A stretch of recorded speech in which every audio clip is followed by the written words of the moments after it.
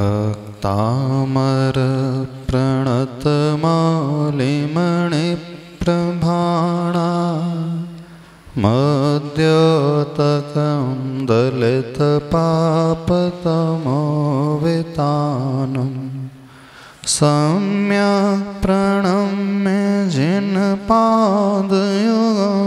युगादा वालम्बनं भवजले पततां जनानां देवादिदेवादिं ब्रह्मा श्री आदिनाथ भगवान की, देवादिदेव श्री पार्श्वनाथ भगवान की जय। पूज्य आचार्य प्रवर श्री मानतंग स्वामी महाराज की, संत श्रोमणी आचार्य भगवान गुरुदेव श्री विद्यासागर जी महाराज की, परम पूज्य निरामक मुनि श्री वीर सागर जी महाराज की जय। श्लोक नंबर 23, इसका उच्चारण कर लेते हैं। त्वामामनन्ति मुनयः परमं पुमांस मादित्यवर्णममलं तमसः परस्तात् त्वामेव सम्यगुपलभ्य जयन्ति मृत्युं नान्यः शिवः शिवपदस्य मुनीन्द्रपन्थाः। उच्चारण विसर्ग सहित किया करें। जहाँ विसर्ग है उसका भी उच्चारण होना चाहिए। विसर्ग का उच्चारण कैसे करते हैं? थोड़ा सा ह का प्रोनाउंसिएशन होता है। अब पुरुष वर्ग तो सब खा जाते हैं। विसर्ग है, मात्रा है, दीर्घ मात्रा को ह्रस्व मात्रा कर देते हैं, बड़े ऊ को छोटा ऊ बना देते हैं अथवा छोटे को बड़ा बना देते हैं। हाँ, स श श का सब मिला करके एक ही स बना देते हो। महाराज श्री यदि सा का दूसरा उच्चारण करते हैं तो उसका अर्थ में भी परिवर्तन आता है क्या? क्यों नहीं आएगा? सकल, शकल क्या अर्थ होता है?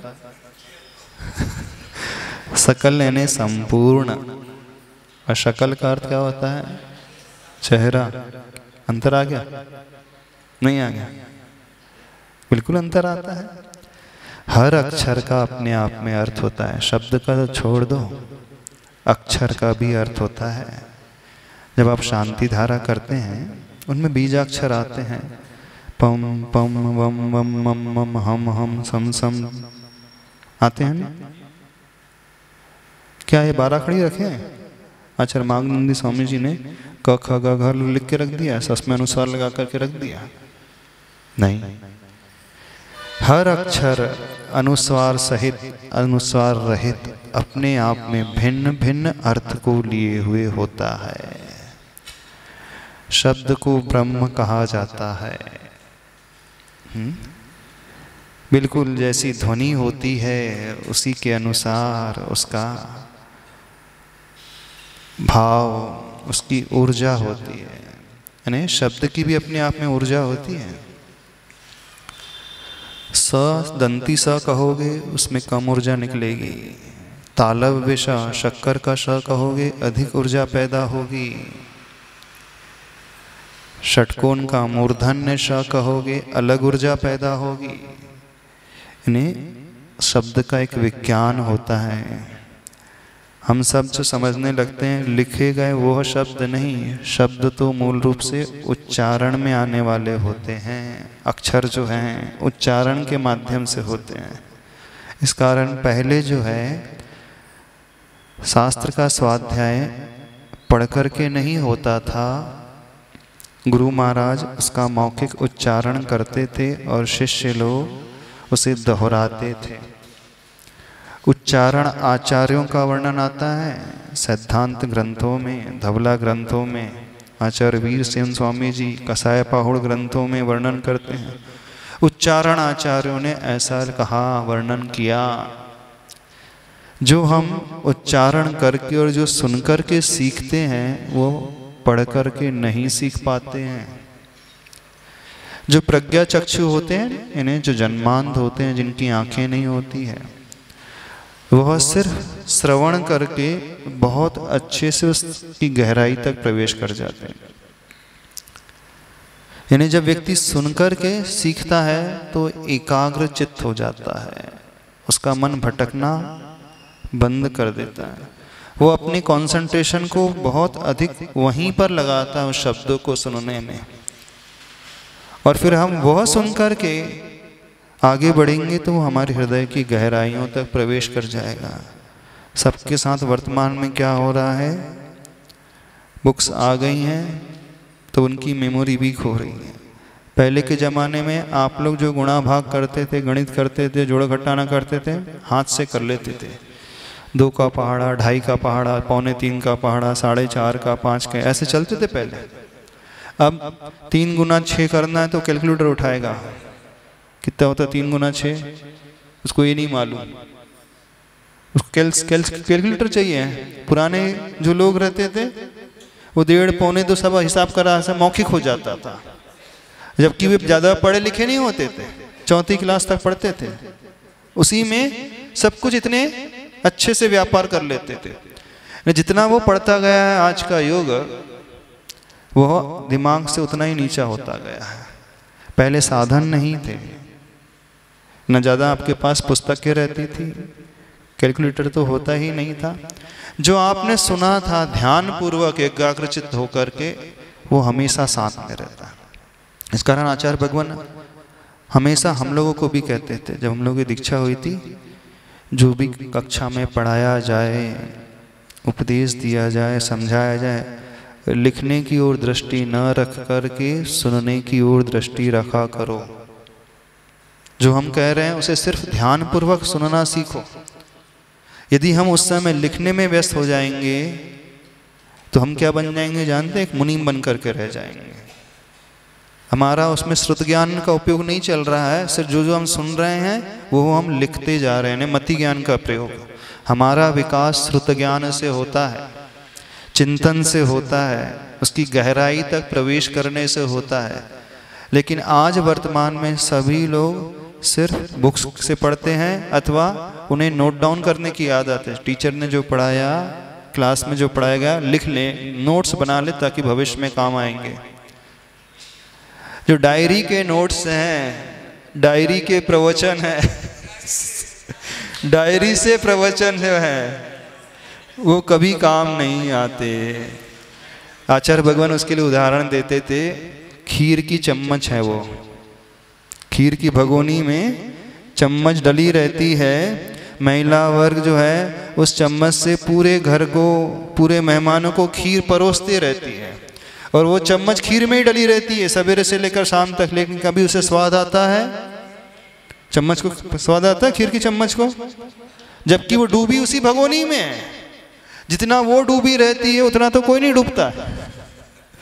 जो स्वाद ले रहा है व्यक्ति, खा रहा है, थोड़ी देर के लिए वो मुख में डालेगा और स्वाद ले लेगा, लेकिन चम्मच जो है डूबी रहती है। तो ऐसे जो पढ़ कर के बोलते हैं वो कैसे हैं, उस परोसने वाली चम्मच की भांति हैं। परोस तो रहे हैं, चम्मच हमेशा परोसती दूसरों को, खिलाती दूसरों को, लेकिन वो स्वाद रहित रहती है। तो जो देख कर के पुस्तकों से, डायरी से बोलने वाले, प्रवचन करने वाले, पढ़ने वाले जो हैं, खीर की चम्मच की भांति जीते हैं। यानी वे स्वयं स्वाद रहित रहते हैं, अनुभव रहित रहते हैं, उसमें गहराई तक वो प्रवेश नहीं कर पाते हैं। और आप लोग भी जब भक्तामर का पाठ पढ़ते हो तो खीर की चम्मच की भांति ही पाठ पढ़ते हो। बिल्कुल सही कह रहे हैं, ऐसी है ना। आपने जिनवाणी खोली, भक्तामर प्रणत मौलि मणि प्रभानाथ त्वामामनन्ते मुनयः परमां पुमांस मादित्य वर्णममलम, हो गया ना। खीर की चम्मच बड़ी अच्छी है, कई खीर की चम्मच चांदी की भी होती हैं, कई सोने की होती हैं, कई स्टील की होती हैं, अलग अलग वैरायटी की चम्मच होती हैं। कोई छोटी होती हैं, कोई बड़ी होती हैं, कोई गोलाई को लिए हुए होती है, कई गहराई कम होती है, अलग अलग प्रकार की चम्मच होती है। किसी चम्मच में ज़्यादा खीर आती है, किसी चम्मच में कम खीर आती है। तो आपकी चम्मच कैसी है? कम खीर वाली है, गहराई वाली है, कि स्टील की है, कि पीतल की है, कि चांदी की है, सोने की? काय की चम्मच है आपकी? हाँ, कैसी चम्मच बना करके रखी है अपनी? पढ़ते तो सभी लोग हैं, भक्तामर भी पढ़ने वाले कम थोड़ी हैं। कई लोगों का नियम होगा, लेकिन पढ़ रहे हैं और नियम पूर्वक पढ़ रहे हैं, समय दे करके पढ़ रहे हैं, पर्याप्त समय दे करके पढ़ रहे हैं, लेकिन रस और स्वाद रहित। उपदेश का पात्र कौन होता है? जैसे आपने कहा ना कि अभी देख के बोलना। हाँ, अब उपदेश के पात्र तो हम है नहीं। उपदेश के पात्र भी हैं। आचार्य वीर सेन स्वामी जी ने धवला ग्रंथ पहली पुस्तक में बड़ा अच्छा वर्णन किया है। बोले ऐसे श्रोता को कभी उपदेश नहीं देना चाहिए। बोले कैसे श्रोता को नहीं देना चाहिए? जो मच्छर की भांति हैं, मिट्टी की भांति हैं, तोता की भांति हैं, जोंक की भांति हैं, खटमल की भांति हैं, भैंसे की भांति हैं, घड़े की फूटे घड़े की भांति हैं, पत्थर की भांति हैं। और उपदेशक? हाँ, उपदेश के भी लक्षण बताए। जो उपदेशक होता है, जो कथनी में ला रहा है, पहले वो स्वयं देखे करनी में वो पाल रहा है कि नहीं। यानी जिसकी कथनी और करनी एक हो जाए वह उपदेशक होता है। वो उस रूप आचरण कर रहा है कि वक्ता किसे कहा है? त्रयो वक्ता रहा। पूज्यपाद स्वामी जी ने सर्वार सिद्धि ग्रंथ में कहा है कि उपदेश देने के अधिकारी मात्र 3 ही होते हैं, तीर्थंकर भगवान, केवली भगवान और आरातीय आचार परमेष्टि। यानी जिन्हें पूरा ज्ञान हो गया है, जिन्होंने पूर्ण आत्मसात कर लिया है, केवल ज्ञान हो गया है, अथवा केवली भगवान, अथवा केवली भगवान नहीं तो उनके उपदेश को सुनकर के जिन्होंने पापों का त्याग किया है और अपने जीवन में आचरण में ढाला है, वे आचार परमेष्टि ही जो हैं उपदेश देने के अधिकारी होते हैं। तो फिर मुनि महाराज होते कि नहीं? तो मुनि महाराज आचार्यों की आज्ञा के अनुसार। तो फिर क्या विद्वान उपदेशक हो सकता है कि नहीं? विद्वान भी हो सकता है, लेकिन वह विद्वान जो अपनी भूमिका के अनुरूप वैसा आचरण का पालन कर रहा है कि नहीं। यानी जो सच्चे देव, सच्चे गुरु और सच्चे शास्त्र को हृदय से स्वीकार करता हो। यानी विद्वान भी वह जो गुरु को मानता हो। किस रूप से मानना होता है? गुरु को मानने का अर्थ है शास्त्र पढ़ना नहीं, गुरु को मानने का अर्थ है गुरु की वाणी मात्र सुनना नहीं, गुरु को मानने का अर्थ है वह गुरु की नवधा भक्ति करता हो। और जैसा उसके लिए कहा गया है, वो यदि प्रतिमाधारी है, श्रावक है, तो श्रावक के योग्य वह आवश्यकों का पालन कर रहा है कि नहीं। यदि वैसा वो आवश्यकों का पालन कर रहा है जैसा शास्त्रों में वर्णित है, आचार्य परमेष्टियों ने कहा है, और समय के विरोध को न रखते हुए, यानी समया विरोधी ने आगम से वो विरोध न रखते हुए उपदेश दे रहा है, तो वह भी कथनचित उपदेश का पात्र हो सकता है गुरु की आज्ञा से। नहीं, पर ऐसा कहा कि जिससे कुछ नहीं आता, भैया हमसे तो अच्छे हैं, 2 शब्द सुना तो रहे हैं, इसलिए कोई से भी सुनने में क्या बुराई। हाँ, हमसे तो अच्छे हैं, कोई से भी सुनने में क्या बुराई है। एक घटना सुना दे, बड़ी अच्छी घटना है, चूँकि भैया जी ने प्रसंग छेड़ ही दिया है तो बड़ी अच्छी घटना है। हाँ नहीं, बिल्कुल प्रासंगिक है, सही कहा उन्होंने। एक बार एक राजा का पुत्र, वो बड़ा गलत मार्ग में निकल पड़ा। उसकी संगति चोरों से, जुआरियों से, जो व्यसन करते थे उनसे हो गई, और उनके साथ रहते रहते वो राजपुत्र भी बिल्कुल पूर्ण व्यसनी बन गया। राजा बड़ा चिंतित, इसे राज्य का संचालन भविष्य में करना है और आज वर्तमान में ये इतना व्यसनी बन गया है। उसे बहुत समझाया लेकिन उसकी आदत बदलने को वो तैयार ही नहीं। खूब उसने शिक्षा दी, लोगों के पास, मंत्रियों से, राजपुरोहितों से, बड़े बड़े विद्वानों के पास वो लेकर के गया। विद्वानों के पास लेकर के जाने के पश्चात भी कई विद्वानों ने उसे समझाया, फिर भी वो अपनी बुरी आदतों को छोड़ने के लिए तैयार हुआ नहीं। राजा थक गया, बहुत समय व्यतीत हो गया। फिर उसने एक घोषणा करा दी कि जो मेरे पुत्र को सही रास्ते पर लेकर के आ जाए मैं उसे आधा राज्य दे दूंगा। घोषणा करने के पश्चात कई विद्वान आए, कई लोग आए, महारथी आए, फिर भी वह नहीं सुधार पाए। एक बार की घटना घटित होती है। अरे घटना ये प्रसंग हमें पूज्यवर निर्यापक श्रवण श्री योग सागर महाराज जी ने सुनाया था। तो उस राजकुमार के हाथों एक पुस्तक लगती है, सुनो ना ध्यान से, और उस पुस्तक को पढ़कर के उसका जीवन बदल जाता है।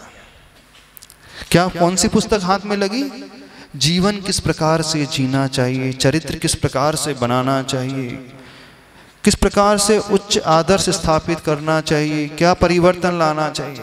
उस पुस्तक को पढ़कर के राजकुमार में एकदम ड्रास्टिक चेंज आ गया। राजा बड़ा प्रसन्न। चलो, बहुत जो भावना में वर्षों से भार रहा था, कोई इसे सुधार दे, कोई इसे सुधार दे, कोई नहीं सुधार पाया, लेकिन इस पुस्तक ने इसे बदल करके रख दिया। तो राजा सोचता है अब इसके लेखक की तलाश करना चाहिए, जिसके माध्यम से मेरा राजपुत्र बदल गया है, सही रास्ते पर चलने लगा। उसने अपने सेवकों को भेजा, बोले जाओ पता लगाओ आखिर इसका लेखक कौन है, राइटर कौन है। ढूंढते ढूंढते ढूंढते ढूंढते सेवक गए, बहुत दूर एक गांव में पहुंचते हैं, पता करते हैं, लोगों से पूछते पूछते उसके घर पहुंच जाते हैं। संध्या का वक्त था, लेकिन क्या देखते हैं, घर में कोई नहीं। अड़ोस पड़ोस में इंक्वायरी की गई, पूछा गया, तो अड़ोस पड़ोस वालों ने कहा, बोले अभी नहीं मिलेंगे ये। बोले कब मिलेंगे? बोले आधी रात के बाद। बोले आधी रात के बाद? हाँ। बोले आधी रात के बाद ही मिलते हैं। इंतजार करते रहे। आधी रात के बाद वो देखते कि एक व्यक्ति झूमता झामता आ रहा है और घर आते आते गिर पड़ा। वो बड़े नशे में था, शराब के नशे में धुत था। लोग देख करके हैरान में पड़ जाते, अरे हम लेखक को ढूंढ रहे हैं, शराबी को थोड़ी ढूंढने आए हैं। पड़ोसी बोलते नहीं यही है वो, इस पुस्तक का राइटर जो यही है। वो बड़े परेशान। अब इससे पूछा जाए तो कैसे पूछा जाए? इंतजार किया उन्होंने, भाई सवेरे तक का इंतजार करो भाई, जब तक उतरेगी नहीं तब तक जवाब तो देगा नहीं। सवेरे तक इंतजार किया गया, जैसे तैसे वो अपने होश में आए, होशो आवास में आया वो लेखक। सारे सिपाही वर्ग उससे पूछते हैं एक बात बताना, ये पुस्तक जीवन किस प्रकार से जीना चाहिए, चरित्र कैसे निर्माण किया जाना चाहिए, ये आप ही ने लिखी है? हाँ। बोले मैंने ही लिखी। लगता तो नहीं, पुस्तक देख करके और आपको देख करके कहीं समझ ही में नहीं आता। पुस्तक में कुछ और है और जीवन में जीवंत अवस्था कुछ और दिख रही है। इसमें लिखा है जीवन कैसे सुदृढ़, अच्छा, सुंदर चरित्र वाला बनाना चाहिए, और तुम्हारे चरित्र को देख करके ये तो पूरा पूरा पश्चिम का खेल है। तो वो राइटर एक ही बात बोलता है, बोला तलवार बनाने वाला क्या तलवार चलाना जानता है? क्या कहा उसने? जो लोहार तलवार बनाता है वो क्या तलवार चलाना जानता है? लोहार से तलवार बना सकता है लेकिन वो चलाना नहीं जान सकता। चलाना तो छत्री ही जानता है जो युद्ध के मैदान में लड़ता है। बोले मेरी हालत तो उस लोहार की भांति है। तो आजकल के तथाकथित विद्वान ऐसे बहुत सारे आपको मिल जाएंगे, विद्वान जो प्रवचन में एकदम कुशल, ऐसी लच्छेदार शब्दों का प्रयोग, ऐसी साहित्यिक शब्दावली का प्रयोग, ऐसे मुक्तक, ऐसे छंद, ऐसे शेरो शायरी, ऐसी कविताएं और ऐसे उदाहरण, ऐसे दृष्टांत जो उन्हें सुने तो सुनता ही रह जाए। सुनता ही रह जाए। लेकिन जब उसकी रियल लाइफ में झांक करके देखा जाता है तो रियल लाइफ कुछ अलग नजर आती है और रियल लाइफ कुछ अलग ही नजर आती है। रियल लाइफ मतलब जो पिक्चर में रील बनती है ना, जितने भी फिल्म एक्टर एक्ट्रेसेस हैं उठा करके देखो, फिल्म में उन जैसा आदर्श कोई नहीं, उन जैसे महान, उन जैसे देश सेवा को रखने वाले, उन जैसे चरित्र का पालन करने वाले। और रियल लाइफ में झांक करके देखो तो उन जैसा, समझ में आ रही बात? तो उपदेशक वास्तव में कौन होता है? जो कथनी और करनी को एक करता है। बाकी ऐसे तो बहुत सारे मिल जाएंगे, हाँ उनसे तात्कालिक सुनना बहुत अच्छा लगता है, लेकिन वे स्वयं डूबते हैं। तो ऐसे लोगों से बचना चाहिए। बिल्कुल, आप कहो कि हमसे तो अच्छा बोल रहे हैं, हमसे तो अच्छा प्रवचन, 4 बातें धर्म की सुनने तो मिल ही जाएगी, कम से कम 4 बातें हाँ सुनने तो मिल जाएगी, लेकिन देखो तो सही उसका आचरण कैसा है जो कह रहा है कथन। एक बार की बात है, पर्यूषणपुर में एक बहुत बड़े विद्वान आए, पूज्यवर सुधा सागर हमारी ने घटना सुनाई थी। बोले उनके गांव में 10 दिन के लिए पंडित जी आए और पंडित जी बड़े अच्छे प्रवचन करते थे, लेकिन पंडित जी बोलते देखो मैं प्रवचन करता हूँ, लेकिन रात्रि के समय मुझे केसर वाला दूध चाहिए फर्स्ट क्लास और ड्राई फ्रूट डला हुआ वाला दूध चाहिए। कब? 10 लक्षण धर्मों में जब लोग एकासन रखते हैं, व्रत रखते हैं, 10 उपवास रखते हैं, उस समय जो पंडित जी रात्रि के समय ड्राई फ्रूट मावा मिला करके रबड़ी वाला दूध, केसर वाला दूध, उसमें बादाम है, उसमें पिस्ता है, उसमें काजू है और उसमें सारे के सारे 1 नंबर के ड्राई फ्रूट, जब तक उन्हें वो ना मिले, महाराज जी बताते थे, बोले हम थे ना जब गृहस्थ में रहते हैं, हम ही लोग उनके लिए दूध प्रिपेयर करते थे। बोले हमको पता ही नहीं था कि ऐसा भी होता है, हमें तो लगा पंडित जी बहुत अच्छे प्रवचन देते हैं, पंडित जी के लिए सारी व्यवस्था करनी चाहिए, सेवा करनी चाहिए, वैयावृत्ति करना अपना कार्य है। फिर बाद में समझ में आया ऐसे पंडितों से बच करके रहा करो, बिल्कुल बच करके रहना चाहिए। ऐसे पंडित नहीं माने जाते हैं, पर उपदेश कुशल बहु तेरे। तो यदि आपकी ये धारणा है कि हमसे तो अच्छे ही हैं, 4 शब्द सुन ले क्या जाता है, कान में कुछ पढ़ेंगे तो कुछ तो हो ही जाएगा, नहीं, ऐसों से बच करके रहना। Action speaks louder than words. व्यक्ति का चरित्र जो है शब्दों से कहीं अधिक जोरदार बोलने वाला होता है, प्रभावकारी होता है। तात्कालिक सुनना अच्छा लगता है, लेकिन उसका प्रभाव कभी नहीं पड़ता है। हाँ, उपल नाव पत्थर की नाव की भांति है। पत्थर की नाव स्वयं भी डूबती है और दूसरों को भी डुबोती है। ऐसे विद्वान स्वयं तो डूबते ही हैं, अपने साथ कईयों को लेकर के डूब जाएंगे। हम तो डूबेंगे सनम, तुमको भी लेकर के डूबेंगे, बिल्कुल स्वयं तो डूबेंगे, कई लोगों को साथ में डूब के लेकर के डूबेंगे, बिल्कुल। तो ऐसों से बचना चाहिए। ये धर्म नहीं कहलाता है, ये स्वाध्याय नहीं कहलाता है। तो जैसे उसमें कहा है कि श्रोता की भी परीक्षा होती है, श्रोता के भी लक्षण हैं, ऐसे ही वक्ता की भी परीक्षा होती है और वक्ता के भी लक्षण होते हैं। यदि सामने वाला वक्ता उन लक्षणों में खरा उतर रहा है तो उसका प्रभाव अलग ही पड़ता है। जैसे आचार्य परमेष्टि, आचार्य भगवान देखो ज़्यादा किसी से कहते नहीं हैं, फिर भी हम आचार्य भगवान के दर्शन करते हैं, दूर से देख लेते हैं, उनके बारे में सुन लेते हैं, अपने आप त्याग के भाव होने लगते हैं। और उन विद्वानों से सुनोगे तो जो विद्वान स्वयं त्याग नहीं करते, उनसे सुनने के पश्चात त्याग का भाव ही नहीं होता है। वो श्रोता ही रह जाएंगे, बस सुनने वाले, वो करता नहीं होते कभी भी। वो बोलते हम तो हमारा काम ही सुनने का है, करना थोड़ी हमारा काम है। आप लोगों का भी ऐसी है ना, काम मात्र सुनने का ही है ना, कि करने का भी है? हाँ, कि सुन करके करने का। सारे के सारे श्रोता बन करके बैठते हैं हमेशा यहाँ पर, क्योंकि सभा श्रोता की है ना। तो श्रोताओं से कभी कल्याण नहीं होता है, कर्ताओं से कल्याण होता है, करने वालों से कल्याण होता है।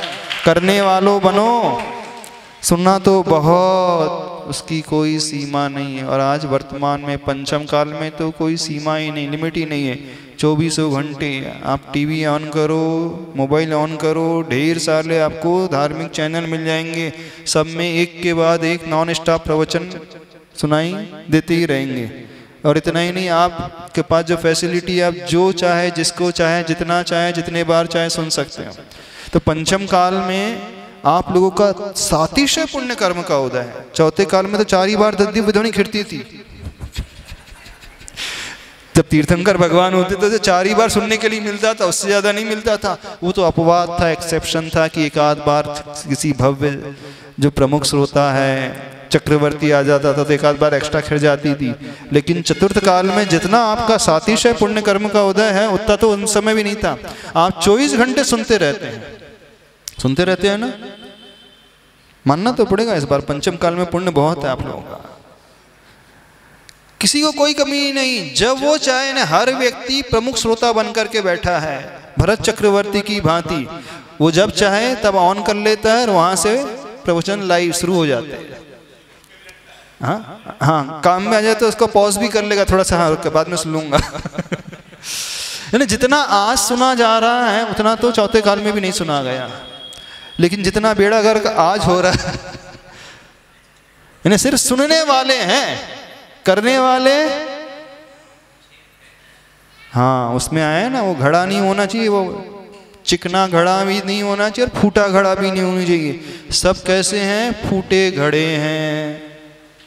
ग्रहण तो कर रहे हैं लेकिन ऊपर से आ रहा है और छिद्र से वो रिश्ता हुआ चला जा रहा है। चला जा रहा है कि नहीं जा रहा है कि नहीं? बताओ कितना सुन रहे हो आशापुरा वालों? सवेरे से लेकर शाम तक सुनते ही रहते हो। सुनते ही रहते हो ना?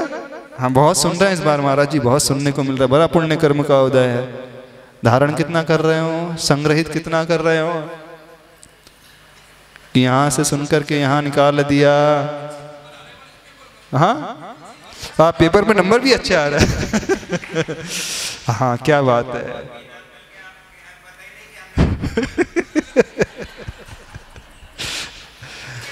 तो समझो ये है, यानी आज वर्तमान के श्रोता और वर्तमान के वक्ता, हाँ वर्तमान के श्रोता भी देख लो कैसे हैं। सुन सरोता जो काटने वाले हैं अथवा छिद्र वाले हैं, ग्रहण नहीं करते हैं, सुन करके छोड़ने वाले हैं, अथवा उसमें से भी सार को छोड़ करके असार को निसार को ग्रहण कर लेते हैं। जैसे चालनी है ना, चालनी के लिए भी मना किया है। कुछ श्रोता होते हैं चालनी की भांति। चालनी की भांति क्या है? चालनी जो होती है आटे को मैदा को तो नीचे रख लेती है और छिलके को अपने ऊपर अपने साथ रख लेती है। तो ऐसे श्रोता है पंचम काल के, जो सारभूत तत्व है उसे तो यहीं छोड़ देते हैं और जो असार है वो अपने साथ लेकर के चले जाते हैं। बोले ऐसे श्रोता को भी उपदेश नहीं देना चाहिए। आचार्य वीर सेन स्वामी जी कहते हैं ऐसे श्रोता तो नहीं है। मिट्टी की भांति, चिकने घड़े की भांति, फूटे घड़े की भांति, दंस मशक की भांति, मच्छर की भांति, कितना भी सुनाओ फिर बाद में आकर को डसता ही है। कान में आकर के गुनगुनाता है, पहले संगीत सुनाता है, फिर बाद में काट लेता है। हाँ हाँ, पहले तो बहुत आकर के प्रशंसा करेगा और धीरे से काट करके चला जाएगा। अथवा अही के लिए निषेध किया है, सर्प जैसा नहीं होना चाहिए, दूध पिलाओ फिर भी वो जहर ही उगलेगा। उस जोक के लिए मना किया है जो सही दूध को छोड़ करके खून पीती है, ऐसी नहीं। और उस भैंसे के लिए भी मना किया है जो स्नान करने के लिए जाता है तो पूरे तालाब को ही गंदा करके आ जाता है। कुछ ऐसे श्रोता होते हैं, सभा में आते हैं, उनके आते ही क्या हो जाता है? हाँ, मच जाता है। तालाब जैसे मच जाता है ना। वो भैंसा प्रवेश करता है नदी में, तालाब में, और ऐसा नहाता है कि पूरी गंदगी ऊपर आ जाती है। तो बोले ऐसे श्रोता को भी उपदेश नहीं देना चाहिए। तो ऐसे तो नहीं है यहाँ पर। हाँ, उसमें जो उपदेश के ग्रहण करने वाले जो पात्र बताए हैं, हंस की भांति, क्षीर नीर विवेक रखने वाले, दूध दूध तो हंस पी जाता है और उस जल को छोड़ जाता है। ऐसे विवेकशील श्रावकों को उपदेश देने के लिए कहा है, यानी जो सुनाया जाए उसमें प्रमुख प्रमुख ग्रहण कर ले, आत्मसात कर ले और निस्सार तत्व को वहीं छोड़ दे। हैं ऐसे हंस वाले श्रावक, विवेकशील दृष्टि रखने वाले, क्योंकि हंस की क्वालिटी होती है उसकी चोंच में एक फिल्टर लगा रहता है। हाँ बिल्कुल, एक फिल्टर होता है। दूध को ही वो पीता है। आप एक गिलास दूध रखो, उसमें जो दूध है वो तो पी जाएगा, उसमें जो वाटर कंटेंट है वो छोड़ देता है। ऐसा फिल्टर आज तक विज्ञान ने नहीं बना पाया जो हंस के पास इनबिल्ट रहता है, बाय बर्थ रहता है।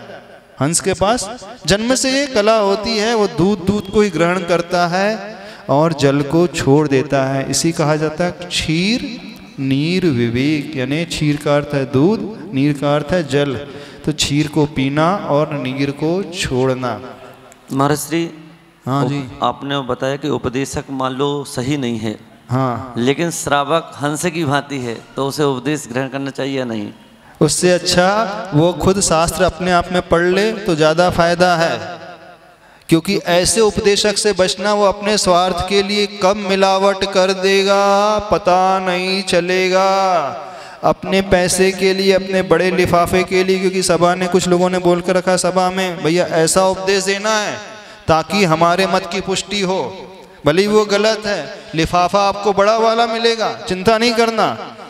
सब जगह तो कम का मिलेगा, 11-21 का मिलता बोला, यहाँ 1-11 का मिलेगा, चिंता नहीं करना। जब 1-11 का लिफाफा दिखता है सब उसको, उपदेशक को, मेरा क्या जाता है, प्रवचन ही तो करना है, मैं तो तुम्हारे अनुसार प्रवचन कर दूंगा, बोलना ही तो है, कहाँ मिलावट करना है। वो जो श्रोता भोले भाले होते हैं वो पकड़ नहीं पाते हैं, लेकिन वो इतने अच्छे से उस दुग्ध में जहर घोलता है, वो सिर्फ वही जानता है अथवा कुछ लोग जानते हैं, बाकी कोई अन्य श्रावक भोले भाले जानते ही नहीं है। फिर वो पॉइजनस दुग्ध जो पी लेता है, जहरीला दूध पी लेगा, फिर उसके लिए वो हानिकारक हो जाएगा।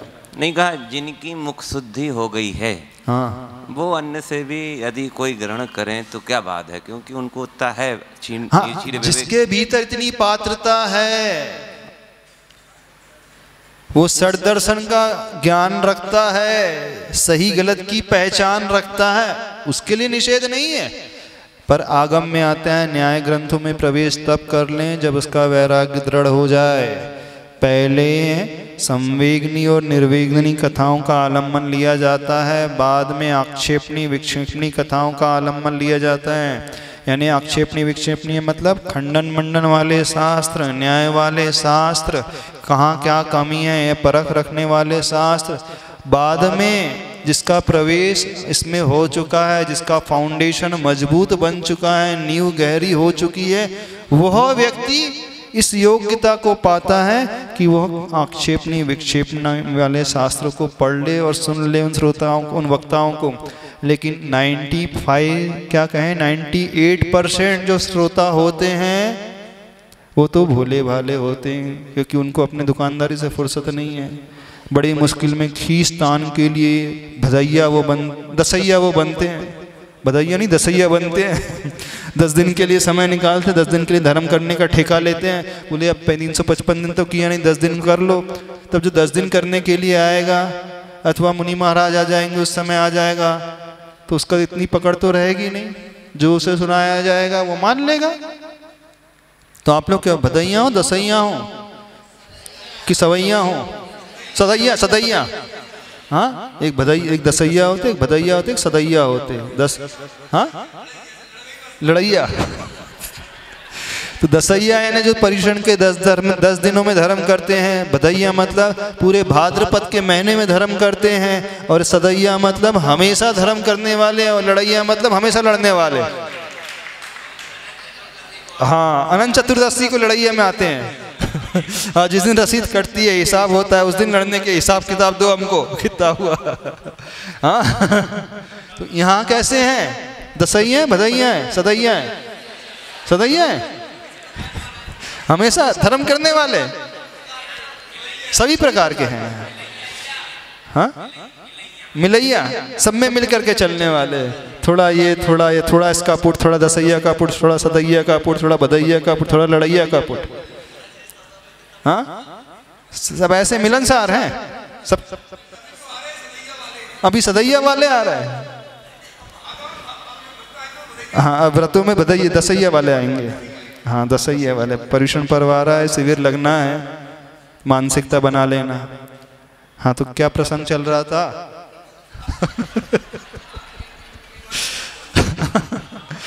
क्या प्रसंग चल रहा था? उपदेशक और श्रोता, वक्ता और श्रोता। तो वक्ता का भी लक्षण है और श्रोता का भी लक्षण है।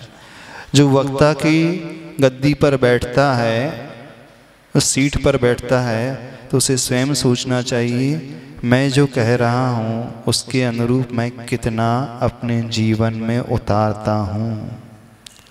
कुछ लोग जीवन में उतारते हैं, कुछ लोग जीवन से उतार देते हैं।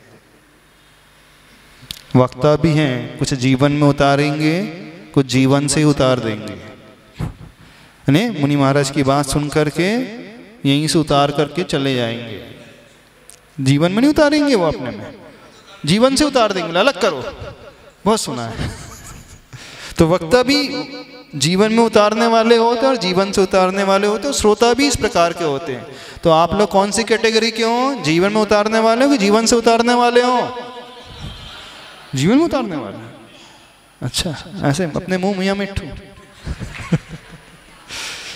हाँ? 4 महीने में परीक्षा हो जाएगी। हाँ, समझ में आ रही बात? नहीं समझ में आ रही है? क्या समझ में आ रहा है? क्या समझ में आया? हम क्या कह रहे थे, हमें खुद ही नहीं मतलब पता चला हम कहाँ पहुँच गए। भैया जी ने क्या प्रश्न कर दिया तो वहाँ से हम पहुँच गए। लेकिन प्रासंगिकता बड़ा, आज हर समाज में यही स्थिति है।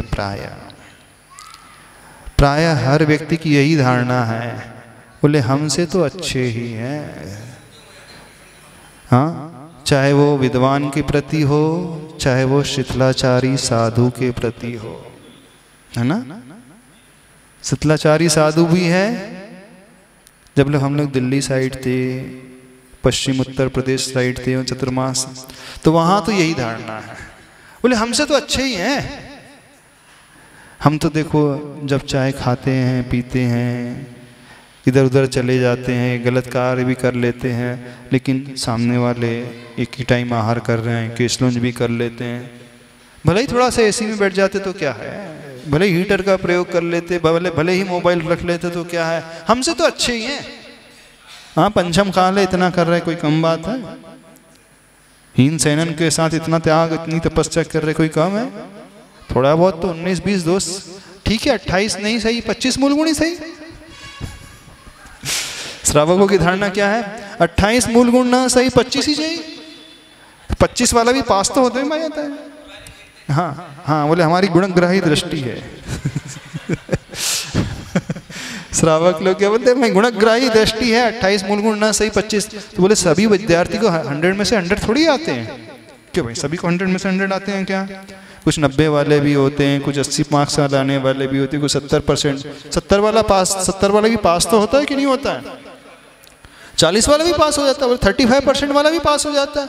तो जब 35% वाला भी पास हो रहा, तो यहाँ तो 50% है, हमसे तो अच्छे ही है, क्या जाता है? समझो, हमसे तो अच्छे हैं। कभी अंगूर और आम की तुलना होती है?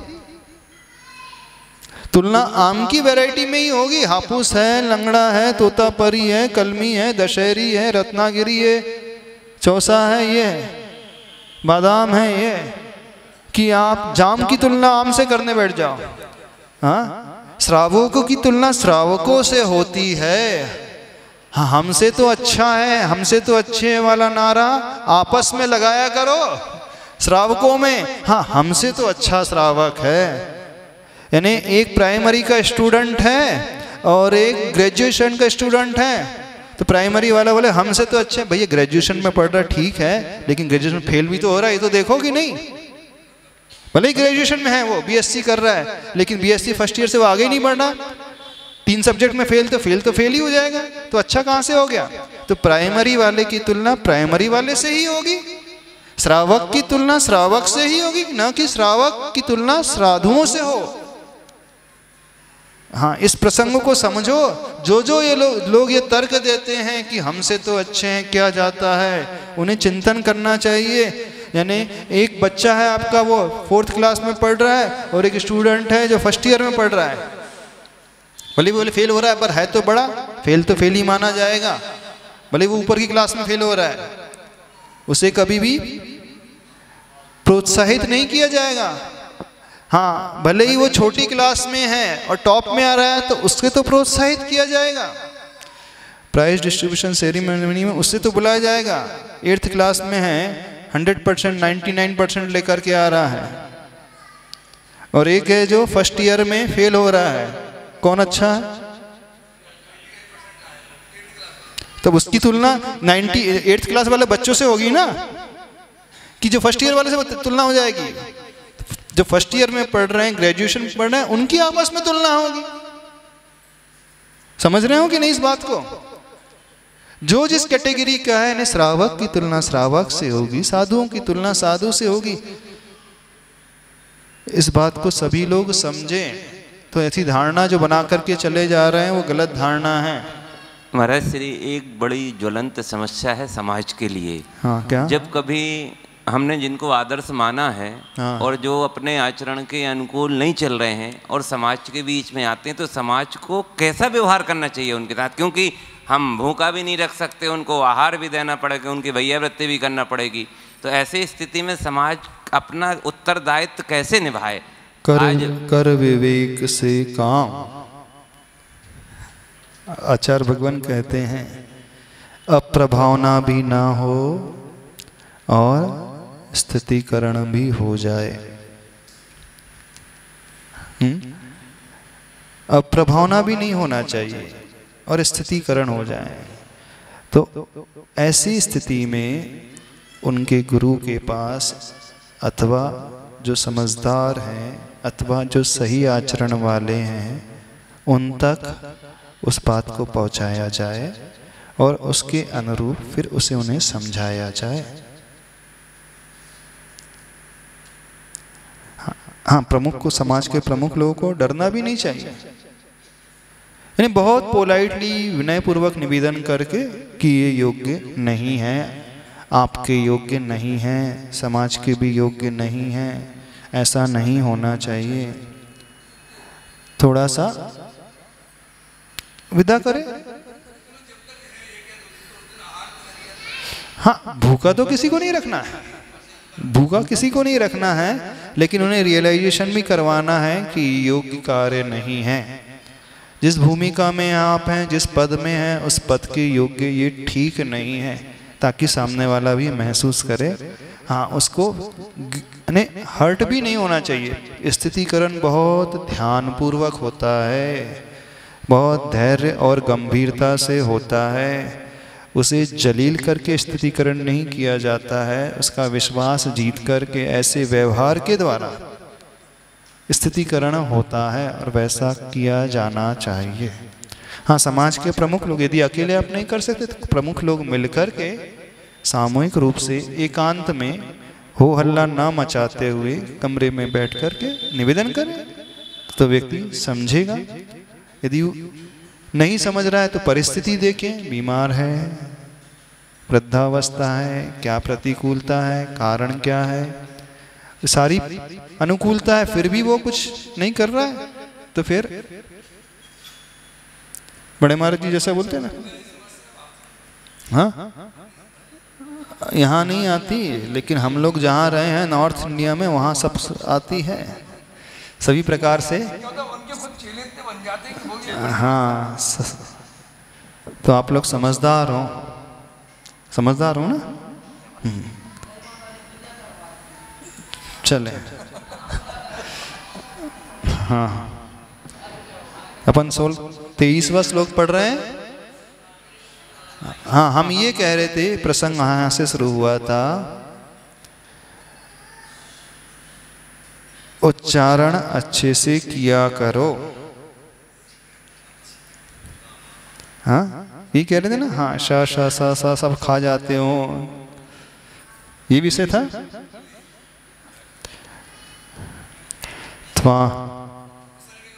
हाँ, विसर्ग का उच्चारण होना चाहिए, अनुस्वार का उच्चारण होना चाहिए, दीर्घ और ह्रस्व मात्रा है उसका उच्चारण होना चाहिए। हर अक्षर की अपनी ऊर्जा होती है, ये कहा जा रहा था, प्रसंग इसका चल रहा था। जैसा हमारा उच्चारण होता है उसके अनुसार उसकी ऊर्जा निर्मित होती है। तो जैसे शांति धारा में उन बीजाक्षरों का प्रयोग होता है, क प ल पम पम वम वम सम सम, तो वो ऐसे ही नहीं लिखा गया है। जब आप उच्चारण करोगे तो उस प्रकार की एनर्जी पैदा होगी और वो श्रावकों के लिए उपयोगी होती है। तो ऐसे जब स्तोत्र पढ़ रहे हैं आप, स्तोत्र में जिन अक्षरों का आचार्य भगवान ने प्रयोग किया है उस रूप से उसका उच्चारण करें। मात्र पढ़ने पर आधारित न रखें, पढ़ने पर ही पढ़ने को ही पुस्तक को ही सामने न रखें, उच्चारण व्यवस्थित होना चाहिए। तो आप लोग, हम ये कह रहे थे, बात वहां से शुरू हुई थी, खीर की चम्मच बन गए हैं सभी लोग।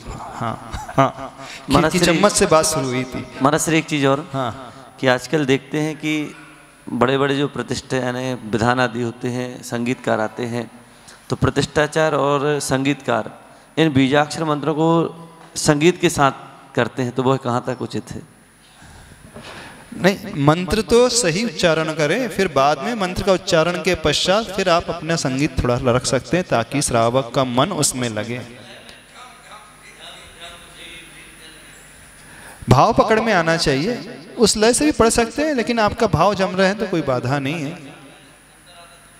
नहीं, उच्चारण गलत नहीं होना चाहिए, उच्चारण तो सही रखेगा वो, भले वो धुन के साथ कर रहा है लेकिन उच्चारण तो सही रखेगा। हाँ, तो प्रसंग ये चल रहा था, भक्तामर को पढ़ तो हर व्यक्ति रहा है, लेकिन खीर की चम्मच की भांति बन करके पढ़ रहा है, यानी स्वाद नहीं आ रहा है, उसे रस नहीं ले रहा है। इतने वर्षों से पढ़ते हुए आ रहा हूँ, कितने समय स्वाद आया आपको? आया भी कि नहीं आया? नहीं आया। हाँ, तो मात्र पढ़ना ही नहीं है, उच्चारण भी सही करना है और इसके अर्थ को भी समझना है और फिर भावार्थ तक भी प्रवेश करना है। हाँ, शब्द, अर्थ और भाव, तीन चीज होती हैं। हम पढ़ रहे हैं, ये शब्द हो गए, एक शाब्दिक अर्थ है, फिर उसके बाद भावार्थ आता है। आगम में वर्णन आता है शब्दार्थ, नयार्थ, मतार्थ, नयार्थ, आगमार्थ और भावार्थ, 5 चीजें आती हैं। शब्द, नय, मत, आगम और भाव। ने जो हमने पढ़ा वो शब्दार्थ हो गया। किस विवक्षा में ये लिखा गया है, ये नयार्थ हो गया। अब चूंकि ये भक्ति है, आदिनाथ प्रभु की भक्ति है, तो भक्ति परक जितने भी ग्रंथ होते हैं वहाँ पर व्यवहार की प्रमुखता होती है, यहाँ पर निश्चय की प्रमुखता नहीं होती है। भक्ति में कभी भी द्रव्यानुयोग नहीं आना चाहिए, भक्ति में आत्मचिंतन नहीं आएगा, भक्ति में समर्पण आएगा, भक्ति में प्रभु को बहुत ऊंचा उठाया जाएगा, अपने आप को किंकर बनाया जाएगा। यहाँ पर मान कषाय के गलन की बात आएगी। मान कषाय के गलन से अर्थ लेना, जब हम प्रभु को ऊपर उठा रहे हैं तो प्रभु ही हमारे लिए सब कुछ हैं, वही हमारे लिए बचाने वाले हैं, वही हमारे लिए करने वाले हैं, वही हमारी रक्षा करने वाले हैं, वही हमें उठाने वाले हैं, वही हमें देने वाले हैं। जो भी हमें मिल रहा है सब आपकी कृपा से, आपकी बदौलत। ये भक्ति में यानी नयार्थ। अब कई लोग इस नयार्थ को ना समझ करके यहाँ पर व्यवहार नय को गौण करके निश्चय नय ला लेंगे, क्योंकि भक्ति में निश्चय होता ही नहीं है। भक्ति में दो हैं, भक्त है और भगवान, भेद है, और जहाँ भेद है वो व्यवहार का विषय, और निश्चय में अभेद है, वहाँ पर भेद की कल्पना ही नहीं, वहाँ भगवान की बात ही नहीं, वहाँ सिर्फ आत्मा की बातें हैं। आत्मा का ही ध्यान है, आत्मा का ही चिंतन है, आत्मा के बारे में ही बोलना है, आत्मा के द्वारा ही बोलना है, आत्मा से ही करना, आत्मा के लिए ही करना है, आत्मा ही करने वाली और आत्मा में ही करना है। निश्चय में ये सब है। और जब हम भक्तामृत स्तोत्र पढ़ रहे हैं, यदि हम कहें मैं तो शुद्ध हूँ प्रभु, आप भी शुद्ध है, मैं भी शुद्ध हूँ, जब दोनों ही शुद्ध है तो भक्ति काहे को कर रहे हो? हाँ, आप भी भगवान मैं भी भगवान, फिर भक्ति काहे को कर रहे हो? जब तुम भी भगवान हो तो आदिनाथ भगवान बोले तू भी भगवान है तो फिर मेरी भक्ति करने क्यों आया? ये सामायिक के समय हूँ स्वतंत्र निश्चल निष्काम ज्ञाता दृष्टा आत्म राम, मैं वो हूँ जो है भगवान।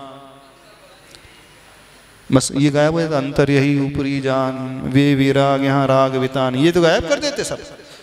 हाँ, इन्हें अंडरग्राउंड कर देते, जिसको अंडरलाइन करना चाहिए वो अंडरग्राउंड हो जाता है। तो भक्ति में दो भेद, भगवान और भक्त, और जहां दो आ गए वहां व्यवहार है। व्यवहार में निश्चय नहीं आ सकता। यदि आप इसमें निश्चय घुसेड़ रहे हो, प्रवेश करा रहे हो, तो नया अर्थ का आपने उल्लंघन कर दिया, अर्थ का अनर्थ हो जाएगा। आज हो रहा है। भक्ति में दूरी नहीं समाप्त हो सकती, भक्ति में दो ही रहेंगे। धारणा में वो लेके आएगा, चिंतन में लाएगा कि मैं भगवान जैसा ही हो रहा हूँ, भगवान बन नया गया हूँ। भक्ति में समर्पण है, प्रभु को ऊंचा उठाना है, अपने आप को एकदम नीचा ले जाना है। और जब हम ऊंचा उठाएंगे तो वो ही सब करने वाले, धरने वाले, पालने वाले, जिलाने वाले, बचाने वाले, उठाने वाले, देने वाले, जितनी भी निश्चय वालों ने पूजा बना दी है, सारा समय सार जो है पूजा में ला दिया है। ये सबसे बड़ा अनर्थ हो गया, अवर्णवाद हो गया। सुनो अब ध्यान से, अनयार्थ बिगड़ गया, अवर्णवाद हो गया। समय सार जो है पूजा का विषय है नहीं। पूज्यवर सुधा सागर महाराज ने बहुत अच्छी बात की थी।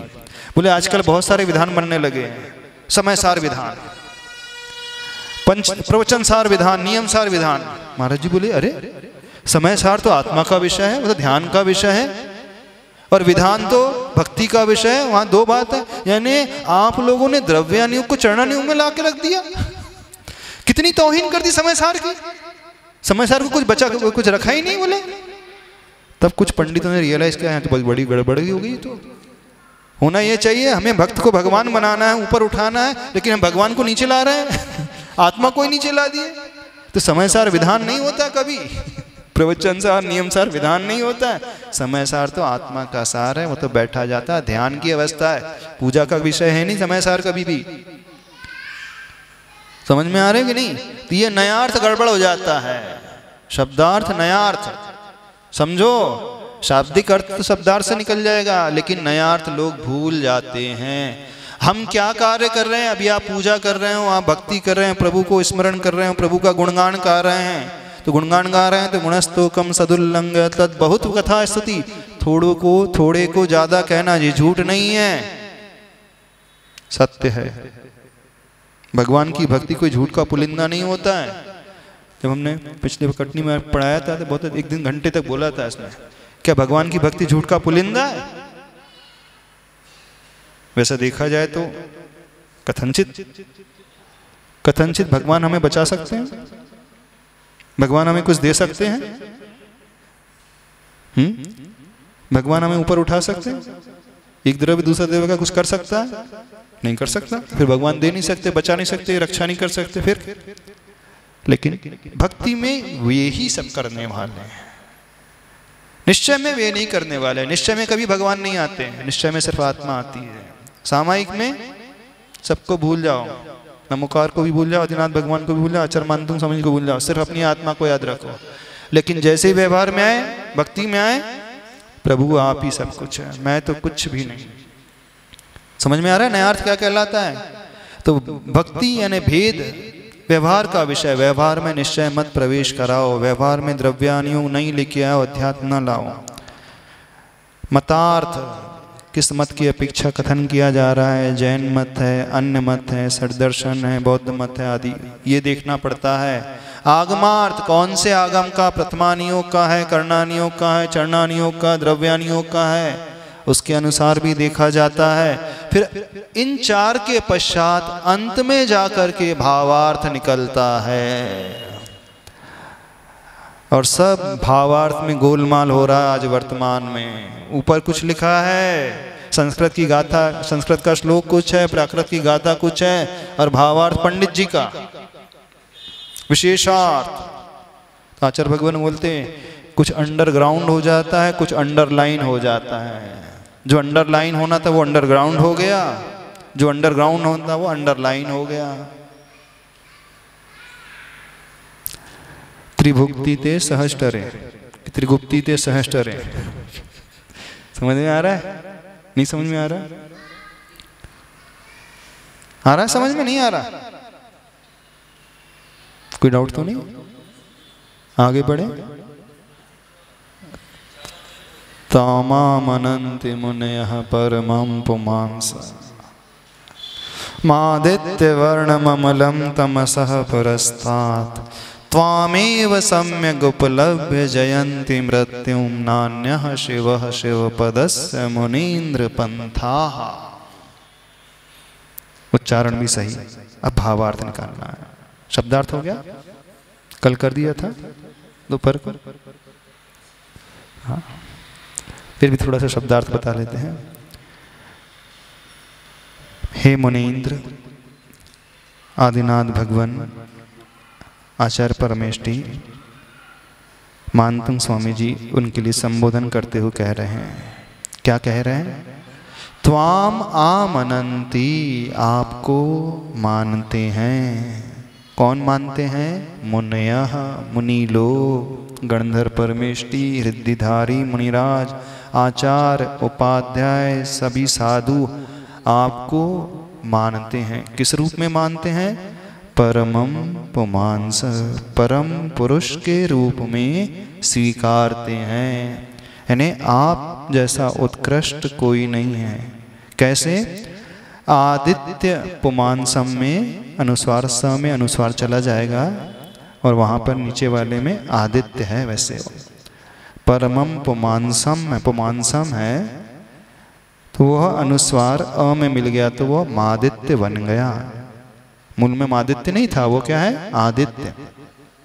आदित्य वर्णम अमलम तमसः पुरस्तात्, जैसे उस तमस यानी अंधकार के सामने आदित्य यानी सूर्य, सूर्य अपने रूप में आकर के निर्मलता से चमकता है, वैसे ही सारे मुनिराज आपको कैसा मानते हैं? परम पुरुष के रूप में उस आदित्य की भांति जो निर्मल होता है, अंधकार के सम्मुख खड़ा है, इस रूप से आपको स्वीकारते हैं। कल एक बात कही थी कि आदिनाथ भगवान को पूजने वाले, मानने वाले सामान्य पुरुष ही नहीं, विशेष पुरुष हैं। कौन विशेष? मुनिराज। जो मुनि होते हैं वैसे ज्ञान और ध्यान में लीन रहने वाले होते हैं, लेकिन ज्ञान ध्यान में लीन रहने वाले साधु भी प्रभु की भक्ति में डूब जाते हैं। समझना इस बात को। भक्ति ऐसे ही नहीं करना चाहिए, विशेष रूप से करना चाहिए। जब देखो कि मुनि महाराज भी इतने अच्छे से भक्ति करते हैं, आचार्य परमेष्टि भी, आचार्य भगवान भी इतने अच्छे से प्रभु की भक्ति करते हैं, तो हमें तो और अच्छे से करना चाहिए। क्योंकि मुनियों के पास कोई विकल्प नहीं होता है, परिग्रह नहीं है, आरंभ नहीं है, कोई विकल्प के साधन नहीं है, फिर भी वे प्रभु की भक्ति करते हैं। 6 आवश्यक में मुनि महाराज के 2 आवश्यक ऐसे हैं, वंदना और स्तुति, जो भक्ति परक आवश्यक है।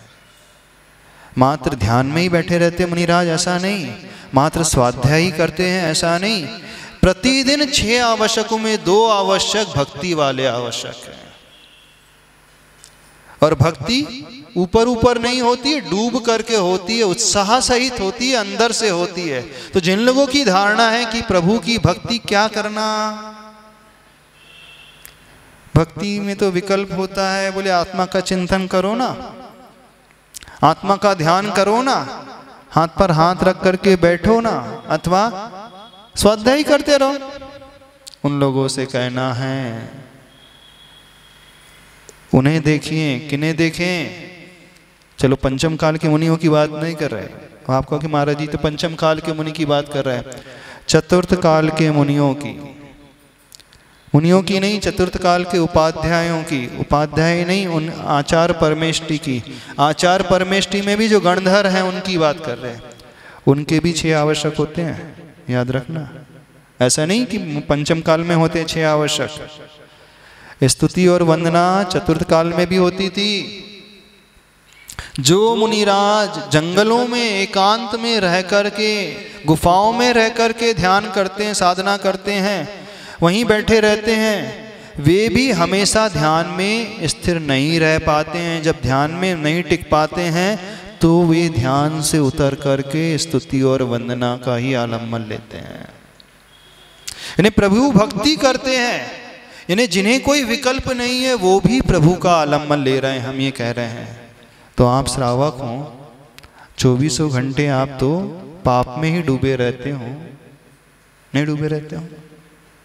2400 घंटे आरंभी हिंसा, उद्योगी हिंसा, विरोधी हिंसा में ही लगे रहते हो। इसके बिना आपका जीवन नहीं चल सकता है।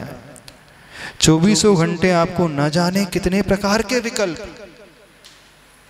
क्षण क्षण पग पग पर न जाने कितने प्रकार के विकल्प आते हैं कि नहीं? जब ऐसे विकल्प आपको आते हैं तो आप लोगों के पास कौन सा साधन है उन विकल्पों को शांत करने का? कौन सा साधन है? कुछ लोग बोलते महाराज जी शांति से ध्यान में बैठ जाओ। जैसे ही ध्यान में बैठोगे सिवाय घर संसार की कुछ याद नहीं आएगा। देख लेना, आजमा करके देख लेना। सिवाय दुकानदारी के, बच्चों के, रिश्तेदारियों के, इधर घर संसार के अलावा कुछ भी याद नहीं है। क्यों नहीं याद आएगा? क्योंकि परिग्रह में डूबा हुआ है वो, ऊपर से लेकर नीचे तक परिग्रह से लदा हुआ है। जिसके पास परिग्रह मौजूद है उसका ध्यान लग नहीं सकता कभी भी। कितना भी वो आसन लगा करके बैठ जाए, उपवास करके बैठ जाए, 24 घंटे का संकल्प लेकर के शमशान घाट में पहुंच जाए, ध्यान करे, जब तक परिग्रह मौजूद है वो निर्विकल्प हो ही नहीं सकता। कोई रास्ता नहीं है आपके पास निर्विकल्प होने का, है ही नहीं। मात्र एकमात्र वो रास्ता जो है भक्ति, पूजा। तो हम ये कह रहे थे जब मुनि महाराज आचार परमेष्टि भी भक्ति कर रहे हैं, दिन में एक बार नहीं करते हैं। आप लोग तो दिन में एक बार करते हैं, दिन में 3 बार वंदना करते हैं। आचार्य श्री दिन में 3 बार स्तुति करते हैं। 24 तीर्थंकर भगवान की स्तुति करते हैं, स्वयंभू स्तोत्र पढ़ते हैं, भक्ति पढ़ते, नंदीश्वर भक्ति करते हैं, पढ़ते। यानी जिन्हें विकल्प नहीं है हम उनकी बात कर रहे हैं। साधन जिनके पास विकल्पों के नहीं है वे देखें किस प्रकार प्रभु भक्ति में आनंद लेते हैं। और आप लोगों पंचम काल में ये कहते हो ऊपर ऊपर से भक्ति कर लेना चाहिए, हे बुद्धि से भक्ति कर लेना चाहिए। भक्ति से विकल्प कहाँ लगे? दूसरे को ध्यान रहे हैं, दूसरे का ध्यान कर रहे हो, दूसरे को याद कर रहे हो। जहाँ ऐसे कारण मौजूद हैं, एकमात्र भक्ति से ही आपको संबल मिलने वाला है। एकमात्र भक्ति से ही आप अंतरंग से मजबूत होने वाले हैं।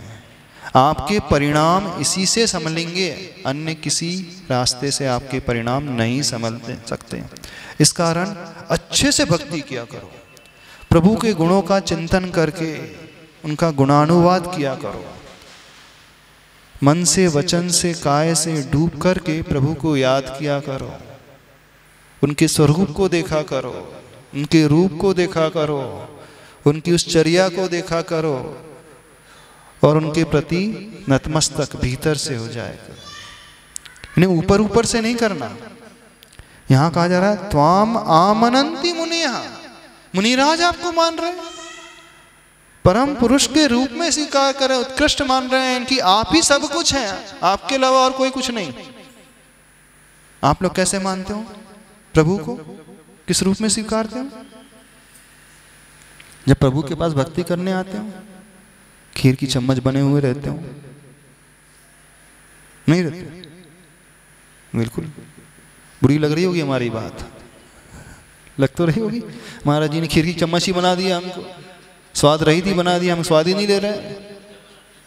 चमचा बना दिया, बोले चमचा बना दिया, और बड़े बड़े भगोने में बैठ डूबा हुआ चमचा। तो शादी पार्टी में होता था, इतनी अमाउंट क्वांटिटी में बनती है तो उसके लिए चम्मच से नहीं होता प्रयोग, चमचे से होता है। चमचे से भी नहीं बल्कि वो झारा से क्या होता है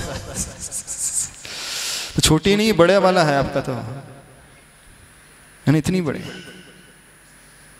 तो विचार किया करें, स्वाद लेना सीखे, डूबना सीखे, रस लेना सीखे, आनंद लेना सीखे, ऊपर ऊपर से नहीं भीतर से करना सीखे, उनके गुणों का चिंतन करते हुए उस ओर दृष्टि लाते हुए। यानी जब व्यक्ति भक्ति करे तो आह्लाद से भर उठे, लगे कि हमने कुछ किया है प्रभु के पास आकर के। भक्तामर स्तोत्र पढ़ने के बाद लगे कि कुछ पाया है। यानी भक्ति करके व्यक्ति एनर्जेटिक हो जाता है, एनर्जी से उसकी बैटरी फुल हो जाती है, चार्ज हो जाती है। उत्साह से उसका संचार, उत्साह का संचार कई गुना बढ़ने लगता है। विकल्प नहीं होता उसे, थकान नहीं होती, उसे लगता कि बहुत अच्छा, बड़ी प्राप्ति होती है, एक संतुष्टि पैदा होती है आपको कि थकान हो जाती भक्ति करके, हाँ बोर हो जाते हो भक्ति करके। कैसा भाव पैदा होता है? जब जब ऐसा भाव पैदा होने लगे तुरंत आचार्य भगवान को याद करना, वे कैसे भक्ति कर रहे हैं। और आचार्य भगवान तो प्रतिकूल अवस्था में कर रहे हैं, रुग्ण अवस्था में कर रहे हैं, जब बैठते नहीं बन रहा तब कर रहे हैं। और आप तो पंखे के नीचे बैठ के, हवा आ रही है, खा पी करके दिन में 4 बार, हाँ दिन में 4 बार खा पी करके नहीं कर पाते हो, तो भी अच्छे से नहीं कर पाते। करते तो हो लेकिन ऊपर ऊपर से कर रहे हैं। तो ऐसे ऊपर ऊपर से नहीं करना चाहिए, अच्छे से करना चाहिए। तो मुनि महाराज कैसे देखते हैं प्रभु को, किस रूप में? उज्जवल सूर्य के रूप में मानने वाले वो होते हैं। नीचे के 2 चरण में त्वामेव सम्यक उपलभ्य जयंती मृत्युम। यदि मृत्यु को जीतना चाहते हो, मरण से ऊपर उठना चाहते हो, रोग से ऊपर उठना चाहते हो, तो जो व्यक्ति इन प्रभु को समीचीन रूप से प्राप्त कर लेता है वह इस मरण से भी छूट जाता है, रोगों से भी वह छूट जाता है। कंडीशन क्या लगाई? सम्यक उपलभ्य। इस कंडीशन को ध्यान रखना, मेन चीज यहां पर यह है, सम्यक विशेषण। ऐसा वैसा विशेषण नहीं प्रयोग किया आचार्य भगवान ने, सम्यक विशेषण प्रयोग किया। समझ में आ रहा है? आप लोग समीचीन रूप से प्राप्त प्रभु को उपलब्ध करते हो, पाते हो, कैसे करते हो? प्रभु के पास समीचीन रूप से आते हो, कैसे आते हो? प्रभु को पाया भी कि नहीं पाया?